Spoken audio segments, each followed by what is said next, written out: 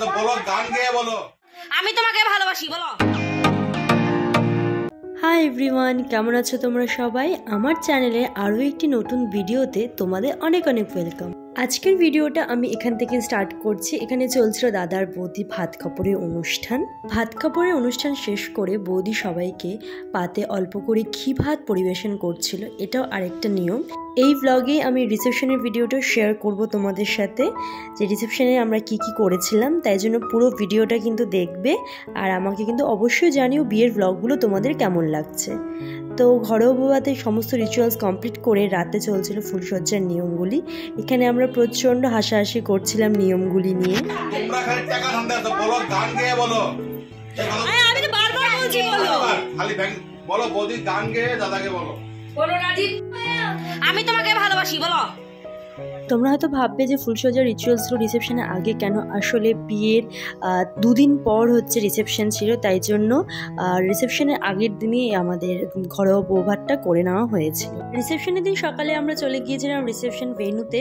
ওখানেই আমাদের দুপুরে লাঞ্চ হয়েছিল। তারপরে আমরা সব বোনেরা মিলে বেরিয়েছিলাম একটু ঘুরতে। তারপর এখানে আমরা একটু ফালুদা খেলাম।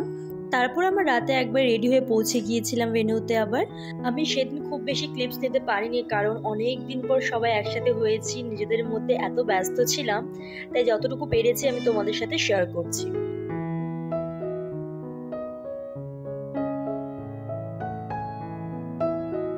বলতে পারো অনেক বছর পর আমরা মামাবাড়ির সবাই একসাথে হয়েছিলাম। অনেক স্মৃতি, অনেক কিছু, অনেক গল্প আমাদের জমেছিল, সেগুলি বসে বসে সব আমরা মনে করছিলাম। তারপর শুরু হলো ডান্স। রিসেপশন পার্টি কিন্তু ডান্স ছাড়া কিন্তু একদমই ইনকমপ্লিট। তাই শুরু হলো ডান্স। সেই আমরা সবাই মিলে ডান্স করতে ব্যস্ত হয়ে গিয়েছি সেখানে।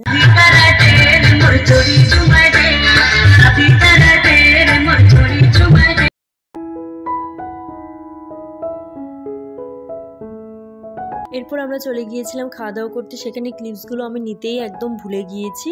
তো খাওয়া দাওয়া সেরে তখন বাজে রাত 3টে। আমরা সব বসে বসে দাদা আর বৌদির শ্যুট দেখছিলাম, আর সব পোজগুলো বলে বলে দিচ্ছিলাম, আর খুব হাসি পাচ্ছিল আমাদের এসব দেখে।